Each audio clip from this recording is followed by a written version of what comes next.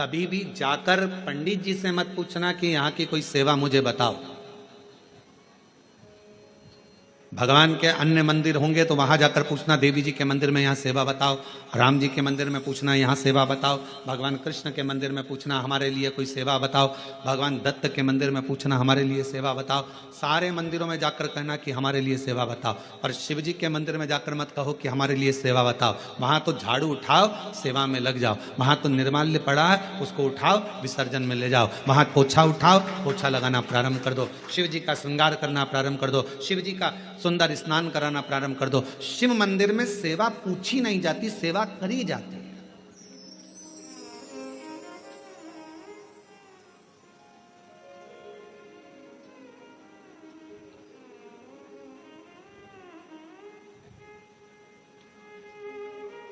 वहां सेवा करना पड़ती है। एक राज सिंहासन पर बैठने पर, एक कुर्सी पर बैठने पर, एक पद पर बैठने पर आपका कर्तव्य है कि आप बीच राह में से निकल कर जा रहे हैं, राज्य में से निकल कर जा रहे हैं, कोई दुखी आपको दिख रहा है, कोई गलत कार्य हो रहा है, आप अच्छे सिंहासन पर बैठे हैं, पद पर बैठे हैं, कुर्सी पर बैठे हैं, प्रतिष्ठा में बैठे हैं, आपकी बात दुनिया मानती है, तो आप उस गलत चीज को, गलत काम को हटाकर कुछ अच्छा कर सकते हो। आपको करना है, आप सेवा के लिए तत्पर रहें।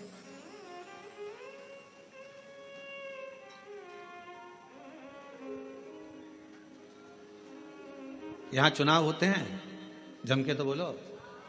पार्षद बनते हैं, जम के बोलो, बनते हैं। अध्यक्ष बनते हैं, उपाध्यक्ष बनते हैं, सचिव बनते हैं, सारे पद दिए जाते हैं।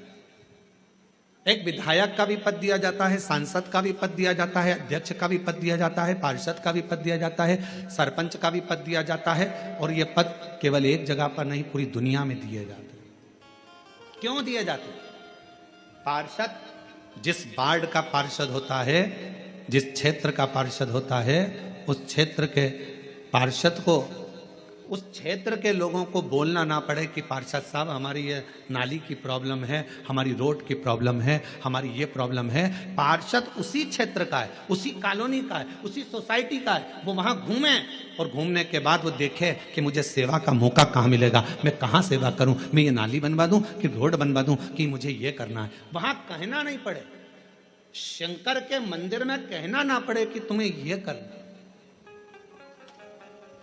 शिव मंदिर में जाकर कभी नहीं पूछना कि मुझे सेवा क्या करना। शिव मंदिर में तो जाकर सेवा का क्रम करो। अब लक्ष्मी जी पूछ रही हैं भोले बाबा से, आप मुझे बताओ, मैं आपकी सेवा में लगना चाहती हूं। शिव जी ने कहा कि मैं क्या सेवा बताऊं, आप जाओ भगवान नारायण की सेवा करो। पर लक्ष्मी जी ने सोचा कि देवादिदेव महादेव मुझे सेवा नहीं बता रहे हैं। सावन का महीना था, सोमवार का दिन था। माता लक्ष्मी पूरे सावन के महीने में शिवालय में जाती, शंकर जी के कैलाश पर्वत पर जाकर खूब सेवा करती, खूब। प्रथम सोमवारी निकल गई, द्वितीय सोमवारी निकल गई, तृतीय निकल गई, चतुर्थ आ गई। सोमवारियां निकलती चली गई। सावन का आखिरी सोमवार, देवादिदेव महादेव प्रसन्न हो गए। लक्ष्मी को बुलाया, हे लक्ष्मी, पूरी दुनिया में केवल महासंबोधन मेरे नाम के आगे लगा है।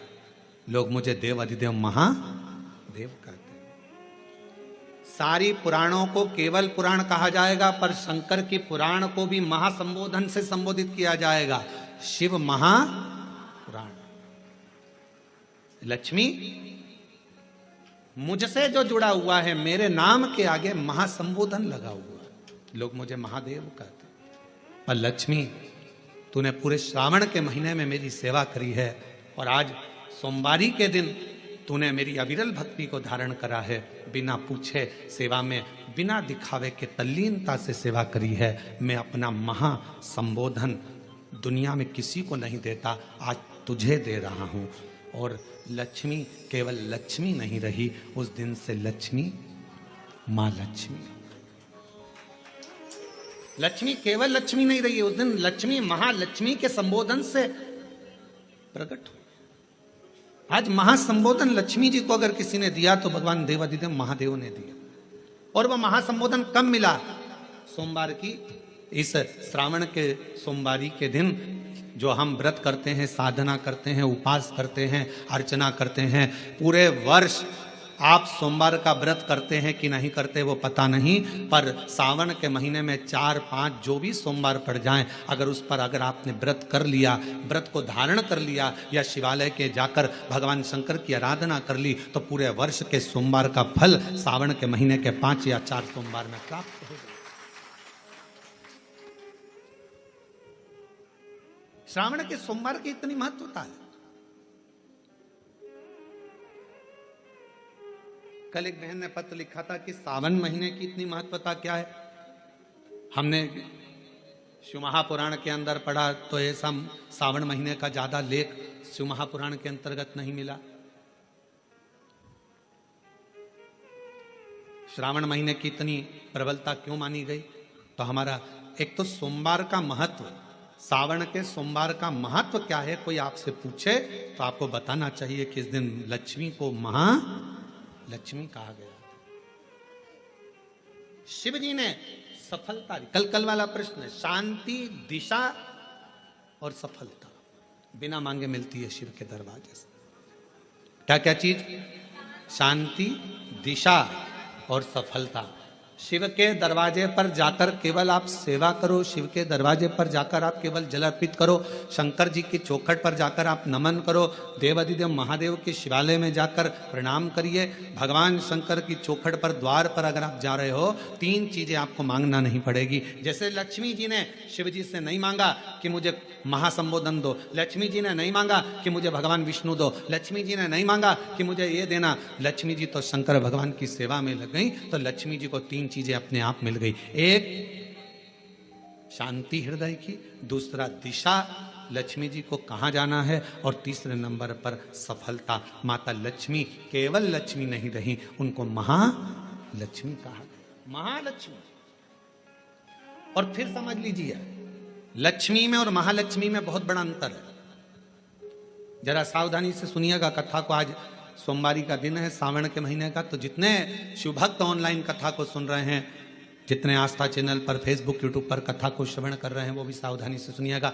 लक्ष्मी में और महालक्ष्मी में भी अंतर।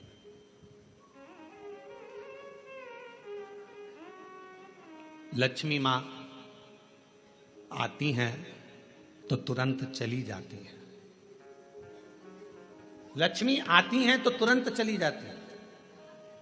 लक्ष्मी बहुत समय तक तिजोरी में, अलमारी में टिकती नहीं है, पर वही लक्ष्मी भगवान विष्णु जी के आदेश से, भगवान शंकर की कृपा से हमारे घर में आती हैं, तो वो महालक्ष्मी कहलाती है। और महालक्ष्मी अपने घर को छोड़कर कभी नहीं जाती है, वो वहां सदा सदा रहती है।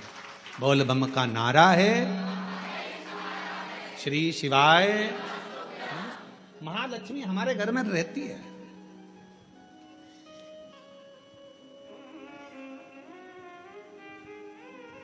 शंकर जी के मंदिर में अगर आप 1 लोटा जल चढ़ाने जा रहे हो, बड़े दुखी हो, तकलीफ में हो, पैसा नहीं है, धन नहीं है, वैभव नहीं है, सोमवार के दिन आप जल चढ़ा रहे हो, तो माता लक्ष्मी को भगवान शंकर ने यह वचन दिया है, वर दिया है कि लक्ष्मी, अगर तू मुझे मेरे मंदिर में आई है तो मैं तुझसे बस केवल, तू कहती है सेवा सेवा, तो तुझसे मांगता हूं, जो मेरे मंदिर में जल चढ़ाने आए, लोटा भरकर जल चढ़ाकर उसका जो लोटा है, उसका जो पात्र है, उसका जो कलश है, वो खाली हो जाएगा।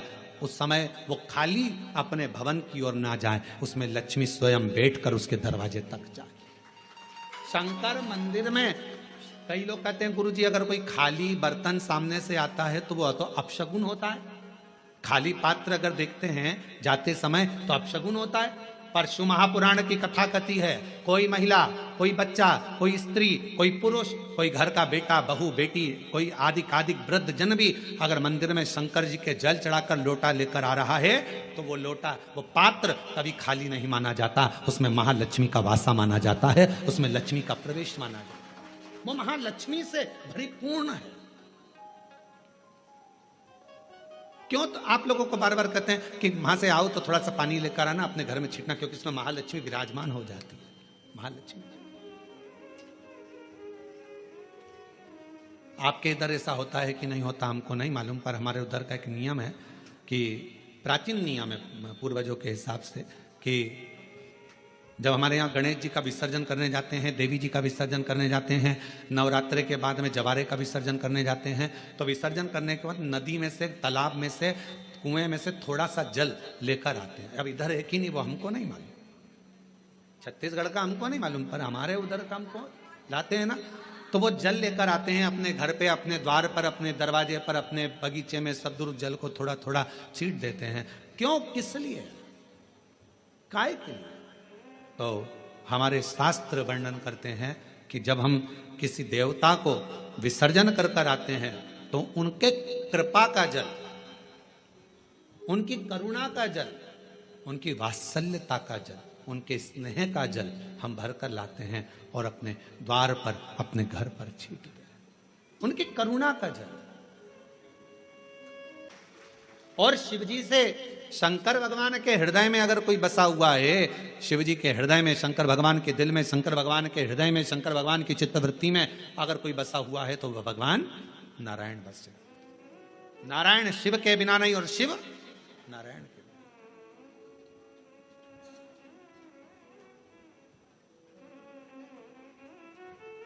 कितनी बड़ी बात लिखी है शिव महापुराण के अंदर। कोई राम को मानने वाला यदि शिव का अपमान कर देता है तो भगवान राम उसे जिंदगी में कभी दर्शन नहीं देते, और शिव को मानने वाला यदि भगवान नारायण का, राम का, कृष्ण का अपमान कर देता है तो भगवान नारायण, कृष्ण, राम उसको दर्शन नहीं देते। शिव के बिना राम नहीं, राम के बिना शिव नहीं, राम के बिना, शिव के बिना कृष्ण नहीं और कृष्ण के बिना शिव नहीं।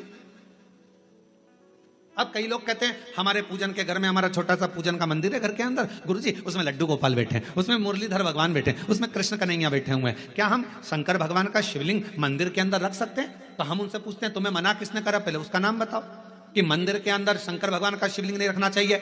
शास्त्र कहता है जिस जगह पर शालिग्राम भगवान है, जिस जगह पर लड्डू गोपाल जी हैं, उस जगह पर शंकर का होना बहुत जरूरी है, और जहां शंकर जी हैं वहां लड्डू गोपाल और शालिग्राम जी का होना जरूरी है। कौन मना करा?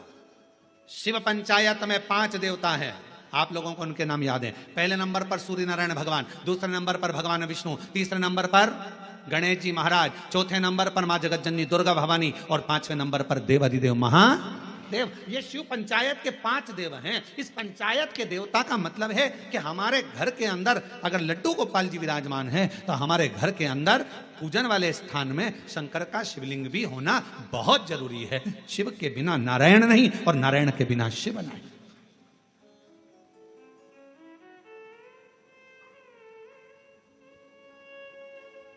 अभी श्रावण के महीने में हम रोज पाठ करते हैं, सुबह का समय पाठ करते हैं, फिर शाम के समय भी थोड़ा थोड़ा पाठ का जो सुबह पढ़ते हैं। तो आशीष जी बोले कि गुरुजी आप जो पाठ करते हैं उसमें से थोड़ा थोड़ा सा व्याख्यान सब जनमानस को मिले।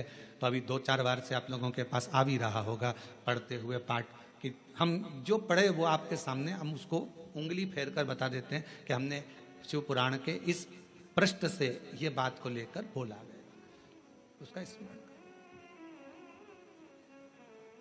और जो लोगों को वो नहीं मिलता हो तो हमारी सोशल मीडिया पर आकर जो हम पाठ करते हैं उस पाठ की उंगलियां चलते हुए पूरा पाठ करते हुए बताते हैं कि श्री शिवाय नमस्तुभ्यम का, जल चढ़ाने का, जल पीने का, प्रसाद पाने का, शंकर जी का कौन सा शिवलिंग कब पूजना चाहिए, कौन से शिवलिंग का क्या अनुष्ठान हो सकता है, शंकर जी को क्या चढ़ाना चाहिए, वो सब उस पाठ में बता देते हैं। और पूरे सावन के महीने में आपको मिलेगा, प्रयास करेंगे कि पूरे सावन के महीने में आपको वो पाठ का छोटा छोटा अंश आपके पास तक पहुंचे। और यदि आपके पास पहुंचता है तो आप भी दूसरे तक पहुंचाने का प्रयास। कम से कम सावन के महीने में लोग उस महापुराण के अंश को पढ़ेंगे तो सही साथ स्मरण। शिव तत्व कह रहा है, भगवान शंकर का चरित्र कह रहा है कि नारायण के बिना भगवान शिव खाली हैं और शिव नारायण के बिना और नारायण शिव के बिना खाली, दोनों। बस इतना याद रखो, घर के अंदर जो शिवलिंग रहता है वो ज्यादा बड़ा नहीं होना चाहिए। अपनी हथेली पर अपने हाथ को रखो, अंगूठे को ऊंचा करो, इससे बड़ा शिवलिंग घर के अंदर, इससे बड़ा शिवलिंग नहीं होना चाहिए। इससे छोटा होगा चलेगा, इसके बराबर का होगा चलेगा, इससे कम होगा चलेगा, छोटे से छोटा होगा चलेगा, पर इससे बड़ा शिवलिंग घर के अंदर नहीं। फिर घर का आंगन हो, घर के बाहर हो, तुलसी का क्यारा हो, या अन्य जगह पर कहीं तुम वृक्ष के नीचे, क्यारी के नीचे उसको रख सकते हो, उसकी पूजन कर सकते हो, उसमें क्या दिक्कत?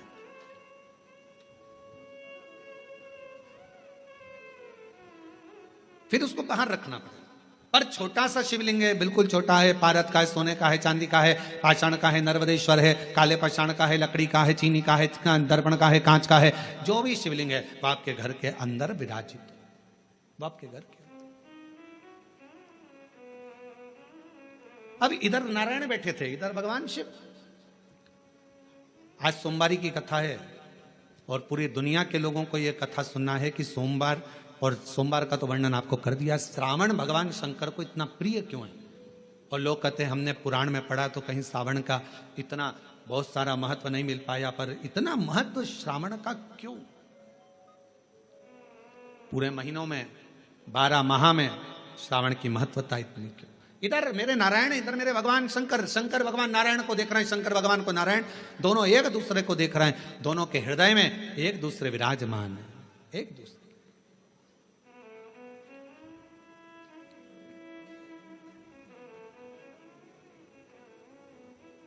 समय आया, दोनों शुद्ध में थे, दोनों शुद्ध। जब निगाहें मिलती है, पास में कौन देख रहा है, क्या कर रहा है, सूझ नहीं पड़ता। हमने देखा है कई कथा सुनने वालों को, उनका जब ध्यान लगता है भगवान में, तो पड़ोसन क्या कर रही है, क्या बोल रही है, कौन जा रहा, कौन आ रहा, उसे कोई सुध नहीं करता। उसका तो दिल शिव में है, उसका मन भगवान। और ये हमने पहले की बात है, बहुत पहले की, लगभग हो गए होंगे 30-32 साल के लगभग में, जब हम एक बार छिपरा में कथा करने के लिए गए थे। तो छिपरा में, मध्य प्रदेश के पास में मांगलिया, इंदौर के पास में छिपरा है, वहाँ हम जब कथा करने गए तो हम ठहरे थे वहाँ पर मालू जी के यहाँ पर, तो वहाँ ठहरे थे और कथा चल रही थी मंडी में, मंडी भवन में, टीन शेड था, उसके नीचे कथा चल रही। और कथा के आयोजक थे राठी परिवार, वहाँ राठी जी, मोहन जी वगैरह वहाँ है छिपरा में, तो वो उसके आयोजक थे।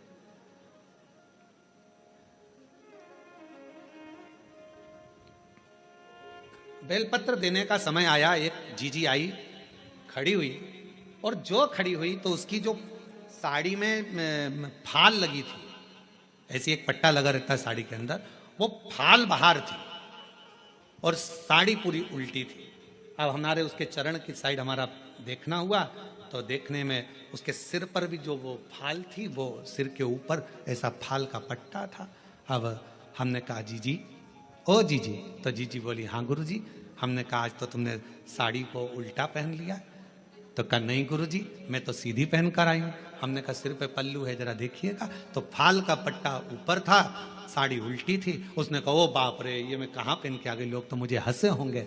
तो मैंने पूछा जीजी एक बात बताओ कि तुम ये साड़ी उल्टी पहन क्यों आई? तो कहा गुरुजी कथा के चक्कर में आगे बैठना था, इस चक्कर में मैंने कहा जल्दी पहनूं जल्दी पहनूं जल्दी पहनूं, और जल्दी के चक्कर में वो साड़ी उल्टी हो गई। हमने कहा जीजी आप चिंता मत करो, आज आप साड़ी का पल्लू उल्टा करी हो ना, मेरे देव अधिदेव महादेव जब तुम पर तकलीफ आएगी तुम उसके लिए उल्टा सीधा कैसा भी भजन करने के लिए अपनी सुध भुलाकर उस महादेव के लिए आई हो ना, एक ना एक दिन मेरा महादेव भी आपके लिए खड़ा मिलेगा।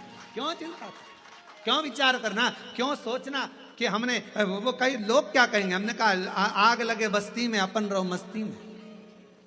भगवान कृष्ण की गोपियों का प्रेम कृष्ण भगवान के प्रति कितना था कि गोपियां सुध भूल जाती थी कि लहंगा धरो शीस पर और दई चूनर पांव, पतियन रोके नहीं रुकी छोड़ चली घर। भगवान कृष्ण की कथा में श्रीमद् भागवत में आता है, गोपियां जब रास करने के लिए जाती थीं, मुरली की धुन में ऐसी गोपियां सुध भूल जाती थीं कि अपना लहंगा सिर पर, साड़ी चुंदड़ी पाँव में बांध लेती थी, शुद्ध नहीं रहता था। आंखों में लगाना रहता था सुरमा, होठों पे लगाना रहता थी लाली, लाली लगा लेती थी आंख में, सुरमा लगा लेती थी होठ में, सुरमा होठ में। और किसी किसी के दांत लंबे और होठ काले, होठ काले और दांत लंबे, तो नैन लाल, बाल खुले, बिंदी बड़ी सारी, बहुत बड़ी बिंदी। तो गांव के लोग भी देखकर कहते पता नहीं कहां की बहू आई है, सुध नहीं पड़ती है, इतना स्वरूप बनाकर ना जाने कहां जा रही है। तो एक बार खुद के पति मिल गए, पति ने कहा ऐसा रूप रखकर कहां जा रही है, तो कहा भगवान के साथ रास करने। तो भगवान के साथ रास करने जाएगी, तेरा रूप देखकर भगवान भाग जाएंगे। इतने में कहा नहीं नहीं नहीं, वो मुरली का धरने वाला है, वो बंसी बजाने वाला है, वो मेरे बाहर का रूप नहीं देखता, वो मेरे भीतर के रूप से मुझे पुकार लेता है, वो भीतर का देखता है, बाहर के रूप से परमात्मा कभी प्रसन्न नहीं होता। बाहर क्या देखे, बाहर का रूप तो दुनिया को भाता है, मेरे परमात्मा बाहर का कभी रूप नहीं देखते कि तुम्हारा चेहरा क्या बोल रहा है, तुम्हारे नेत्र क्या बोल रहे हैं, तुम कितने सुंदर हो, कितने कैसे हो, नाक कैसी है, दांत कैसा है, मुख कैसा है, श्रवण शक्ति कैसी है, कर्ण कैसे हैं, भुकुटियां कैसी है, ये दुनिया के लोग देखेंगे। मेरा महादेव, मेरा ठाकुर, मेरा गोपाला, मेरा कृष्णा ऐसी चीजें नहीं देखता। मेरा बाबा तो केवल तुम्हारे हृदय का भाव देखता है। निर्मल मन सो मोहि पावा, मोहि छल छिद्र कपट ना भावा। मुझे केवल तुम्हारा मन, शुद्ध भाव, शुद्ध चित्त चाहिए। श्रावण की महत्वता कितनी है, इधर नारायण, इधर भगवान शंकर, दोनों एक दूसरे को देख रहे हैं, दोनों की सुध नहीं है, दोनों की सुध। छोड़ दिया मैंने खाना पीना तेरी याद में, छोड़ दिया मैंने खाना पीना तेरी याद में, मेरे दिल में उठे है पीड़ सखीरी, वृंदावन जाऊंगी, काशी जाऊंगी सखी, वृंदावन जाऊंगी। ये मन की पीड़ है, कोई कहे मुझे ब्रज जाना है, कोई कहे मुझे काशी जाना है, कोई कहे मुझे यहां जाना है, कोई कहे मुझे वहां जाना। ये भीतर की पीड़ा है, भीतर की पीड़ा, भीतर की। और नैन मिले त्रिपुरारी से मैं उनकी हो गई, नैन मिले त्रिपुरारी से मैं उनकी हो गई, मेरे नैनन बरसे नीर सखी में काशी जाऊंगी, मेरे नैनन बरसे नीर सखी में काशी जाऊंगी, मेरे मन में नहीं है धीर सखी में काशी जाऊंगी, और काशी जाऊंगी सखी में सीहोर जाऊंगी, काशी जाऊंगी सखी में सीहोर जाऊंगी, मेरे मन में नहीं है सखी में काशी जाऊंगी। इधर से भगवान नारायण, इधर से भगवान शिव एक दूसरे को देख रहे हैं, एक दूसरे को निहार रहे हैं, दोनों की शुद्धता चली गई है। इतनी देर में दक्ष प्रजापति का आगमन हो रहा, दक्ष प्रजापति आ रहे और दक्ष प्रजापति का आगमन।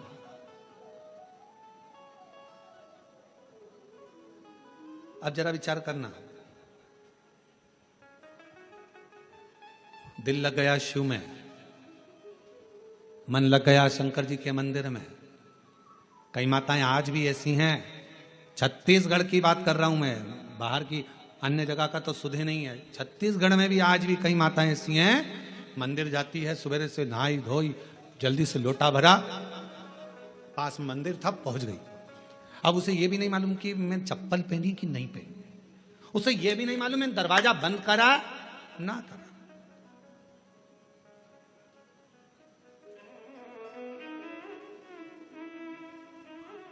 उसे सुध नहीं है इतना कि मैंने द्वार बंद करा कि ना करा, मैंने कुछ बंद करा, वो तो बस लोटा भरा पानी का, लाइट सब चालू कर दी, रसोई घर की पूरी लाइटें चालू कर, और फिर घर की बहुएं सुबह से, मम्मी तुम मंदिर जाती हो, पूरी लाइट चालू कर दी, पूरा घर का दरवाजा खुला छोड़ दिया, कोई घुस जाए तो, और तुमने पूरा खोल कर चल। आज भी कई माताएं छत्तीसगढ़ में, मध्य प्रदेश में, राजस्थान, गुजरात, पंजाब, हरियाणा, दिल्ली, कहाँ कहाँ का, उत्तर प्रदेश, ना जाने कहाँ कहाँ जितने शिव भक्त हैं, आज भी तुम्हारे साथ में ये हो जाता है कि तुम्हें सुध नहीं रहती, चली लोटा भरा पहुंच गई मंदिर में, और मंदिर में जाने के बाद ये भी नहीं देखती कि टाइम कितना हो रहा, समय।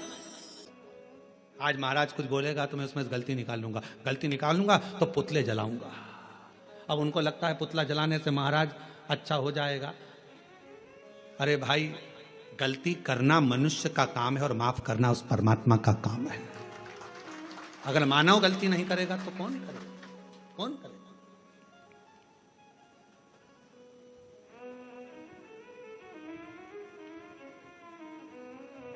आप कितना भी अच्छा, पहले का समय और अब के समय में अंतर है। एक पार्षद भी अगर बेचारा चुनाव लड़ता है, भले वो पार्षद है, पर पहले इधर उधर चले जाता था, मिल लेता था, जुलता और कुछ भी बोल देता था। अब उसको भी सोचना पड़ता है, क्योंकि बोलूंगा पद है, प्रतिष्ठा है, बोलूंगा कुछ ना कुछ हो जाएगा। अध्यक्ष हो गया, उसको सोचकर बोलना पड़ता है। अगर समाज का कोई अध्यक्ष बन जाता, कोई अग्रवाल समाज का बन गया, कोई खंडेलवाल समाज का, कोई साहू समाज का, कोई अन्य समाज का अध्यक्ष बन गया, उसको भी सोच समझ के बोलना पड़ता है, बहुत ध्यान रखना पड़ता है। उसी तरह पहले तुम बहू थी, कुछ भी बोल देती थी चल जाएगा, अब तुम्हारी बहू आ गई, तुम सास हो गई, 50 बार सोचना पड़ता है कि मेरे बोलने पर मेरी बहुओं पर क्या असर पड़ेगा।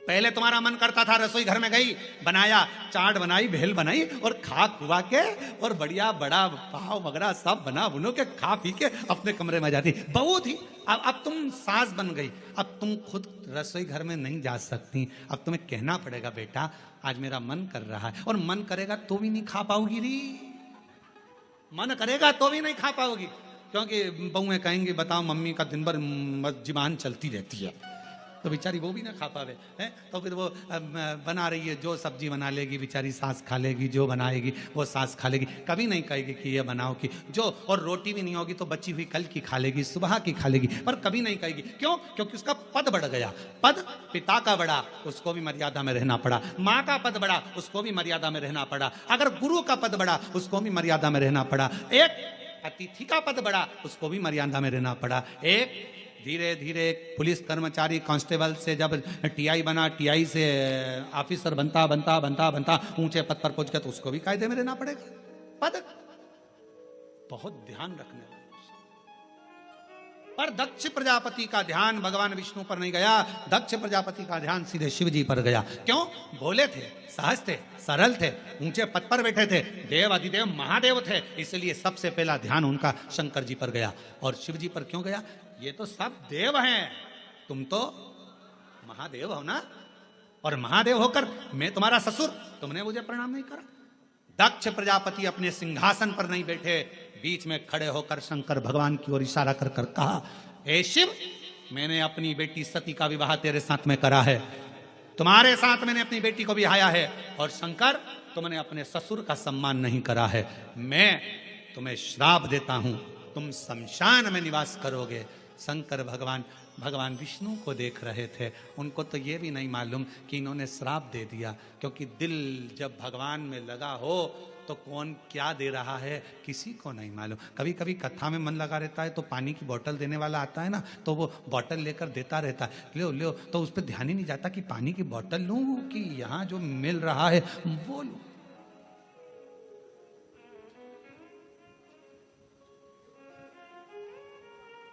जो मिल रहा है,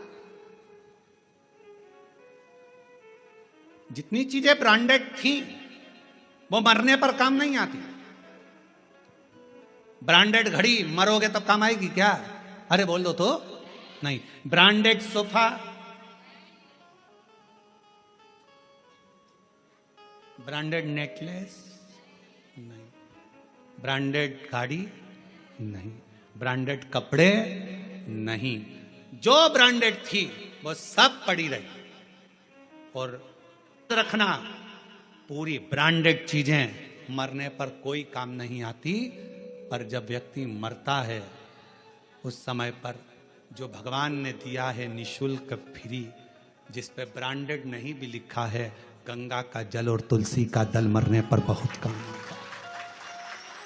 ये ब्रांडेड वस्तुएं एक ना एक दिन छूट जाती हैं। ब्रांडेड वस्तुओं का कोई मोल तत्व नहीं है, मृत्यु के समय पर सब पड़ी रह जाती हैं। पर जो मेरे देवादिदेव महादेव ने दिया, जो प्रबल है, जो प्रखर है, गंगा का जल संपूर्ण विश्व का कल्याण करने वाला है। गंगा का जल संपूर्ण जगत का उद्धार करने वाला है। गंगा का जल भगवान शिव के मस्तक का जल संपूर्ण ब्रह्मांड का कल्याण करने वाला है। वो भले उस पर कोई लेवल ना चिपका हो ब्रांडेड का, पर वो गंगा का जल जो भगवान शंकर के मस्तक का है, वो गंगा का जल जो भगवान विष्णु के चरणार बिंद का है, वो गंगा का जल संपूर्ण जगत का कल्याण करने वाला है। कहते हैं गंगा माँ को अगर कोसों दूर बैठकर भी याद कर लिया जाए तो उस व्यक्ति को नरक नहीं भोगना पड़ता। वो गंगा का जल इतना कारगर होता है, वो गंगा का जल इतना प्रबल होता है। ब्रांडेड कपड़े, ब्रांडेड वस्तुएं, ब्रांडेड सामान सब पड़ा रह जाता है, पर वो गंगा का जल जिसको निःशुल्क मिल रहा है, पृथ्वी पर निरंतर बह रहा है, वो गंगा का जल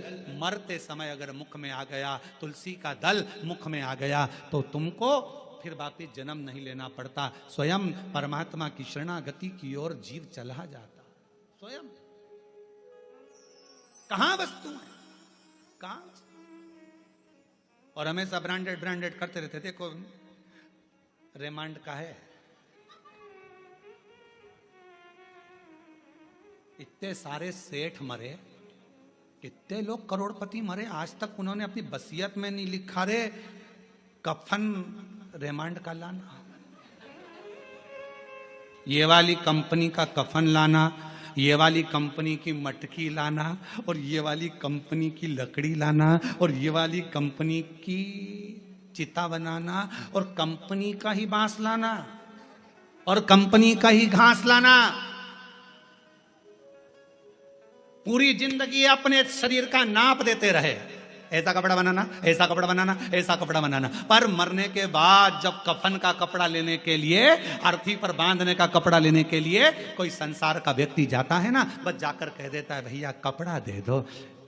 उसने नहीं पूछा कि नाप कितना है, उसको मालूम है कितना नाप का है।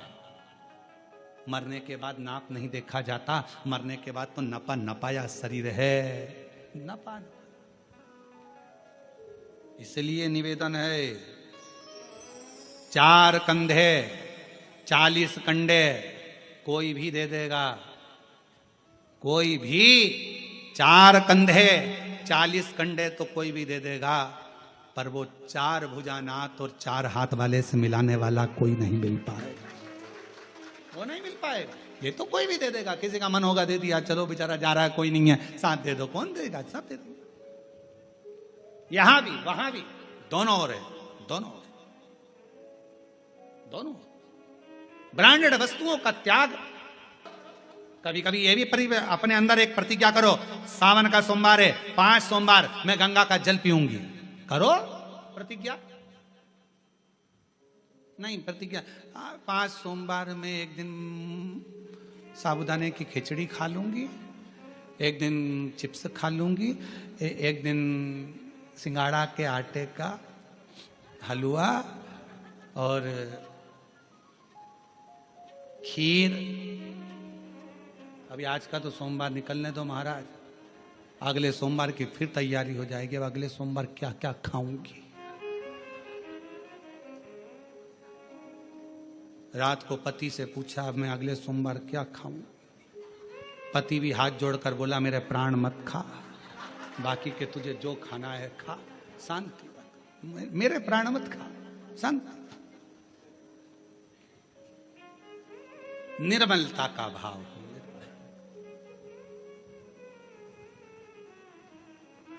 भगवान विष्णु और भगवान शिव एक दूसरे को देख और अपनी किस्मत का ताला, अपनी किस्मत का ताला तुम खोलते चलो। श्री शिवाय नमस्तुभ्यं तुम बोलते चलो। श्री शिवाय श्री शिवाय नमस्तुभ्यं तुम बोलते चलो।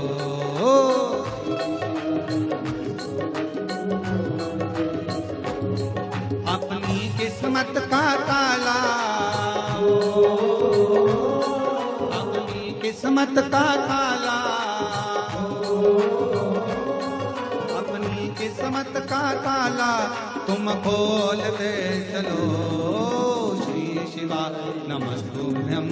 ढोलक तबला थोड़ा नीचे करो। ओ श्री शिवा नमस्तुभ्यं तुम बोल दे चलो। शंभो।